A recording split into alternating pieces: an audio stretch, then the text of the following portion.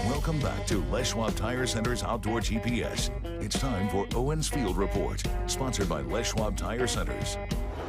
Now, I may have already mentioned yesterday's reports. Most of them were coming from the Willamette for obvious reasons. So that aside, some of the reports that we were getting from some of our lakes in Central Oregon, pretty darn good for it just recently opening. There were reports of big fish. There were reports of smaller fish in big numbers.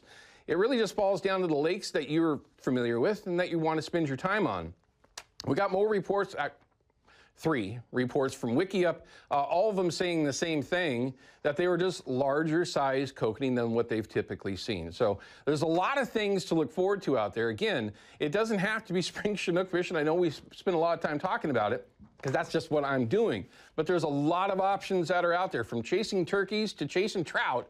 You can get out there and have some fun. And in just a few minutes, we're going to talk with Katie Sneeg and find out what this weather is going to be like this week. Hopefully you can get out. I know that I'm planning on it, although today looks a little ugly, but we'll talk about that later on. Anyway, back to the Willamette. Yesterday, throughout the whole system, it's very, very consistent. It's just hit or miss. It just seems like in the lower sections of the river that it's more consistent. More consistently hit and miss. How about that? Again, you can't catch them if you're not fishing. Yesterday, though, I will say there was probably not very many people out because of the conditions. We'll see how things kind of pan out here. Anyway, Willamette, they have not updated it. It is interesting. It's good to see those numbers coming back. Going to Bonneville, you'll see that the numbers yesterday did increase a little bit from Friday, which is a darn good thing. Now, we had pointed this all out yesterday, and then we showed you the 10-year average, and I made it very, very clear, so I'm gonna do it again. I'm not starting any rumors. I'm not making any predictions. I'm simply showing you what the 10-year average is and where we are now as opposed to last year. I am not saying that there's an extension. We all good? All right. Just to understand, folks, I get some interesting emails. Anyway, you can see here the 10-year average is the black line. Last year's the blue line. This year is the red line. And I'm just going to basically say this again exactly like I did yesterday. We're ahead of schedule. We did get back out on the Columbia last year in May for an extension for spring Chinook below Bonneville. This just leads me to believe that we're ahead of schedule, and that may happen. It's not that it's going to happen or that it's already been predetermined. It's just that it's possible that we might get back out there. You know who you are. Hopefully we clarify that for you in the big picture of things. Nothing too fantastic here on the Willamette when you're talking about river levels. You do see a little bit of a bump here because of the rain that we have coming in. We're going to find out more from Katie how much we're going to really see. But you can see it does drop off pretty quickly. Turbidity, nothing to worry about there. It's borderline too clear. We've talked about it for years. It's nicer to have a little bit of color in the water, hide your gear, and the fish are a little bit more snappy, maybe, is a way to put it. Columbia, again, strictly just for looking at it and wishing that I was staring at my bell.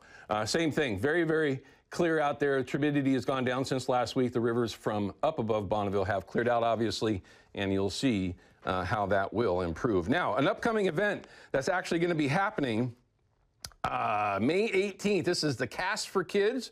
This is at the Kylo Reservoir in, make sure I get this right, Canby. This is for a great cause. Kids with special needs. Another reason why we need to focus and help our young people get into the outdoors.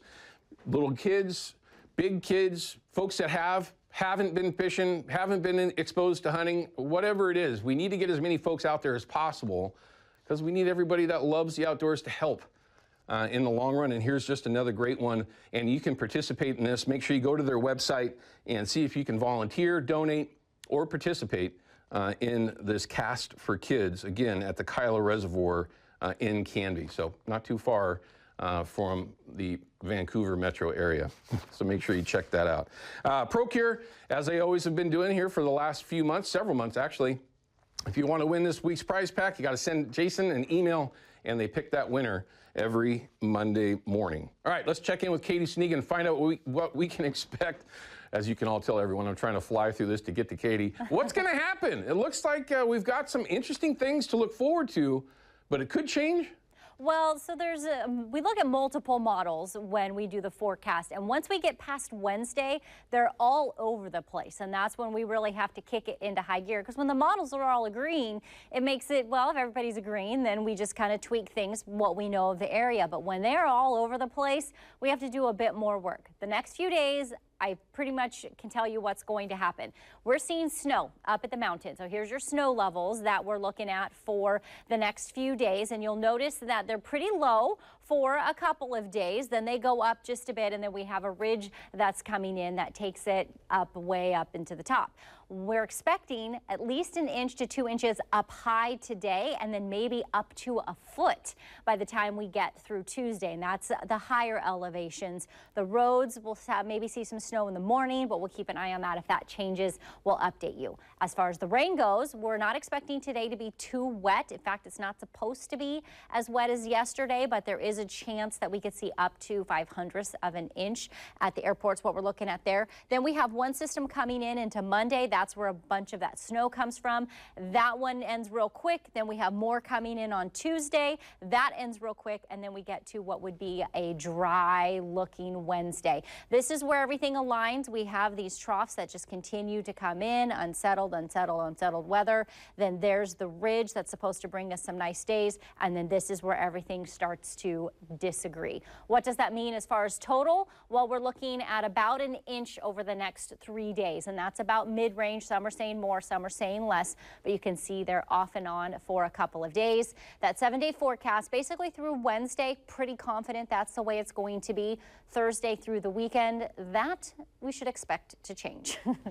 I love the forecast. I hope it holds true, but we need this rain. There's no doubt about it. And getting an extra shot of snow in the mountains, that's a darn good thing. That would be awesome to get a foot in those higher elevations at this time of year. Absolutely. Katie, thank you very much. We appreciate it as always.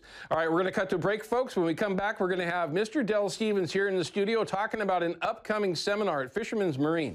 If you're interested in getting into tuna fishing, you need to pay attention. If you're already a so-called expert know-it-all, you need to pay attention, because when we come back, we're going to give you an idea of how you can become better at what you already believe you're good at, and for those that are new, how you can get started the right way. We'll be back with Del in just a couple minutes. Outdoor GPS is brought to you by P-Line, because we fish, by Hawken Fishing, perfection in fishing gear, and by Haxton's Canvas and Upholstery, the trusted name of the Pacific Northwest.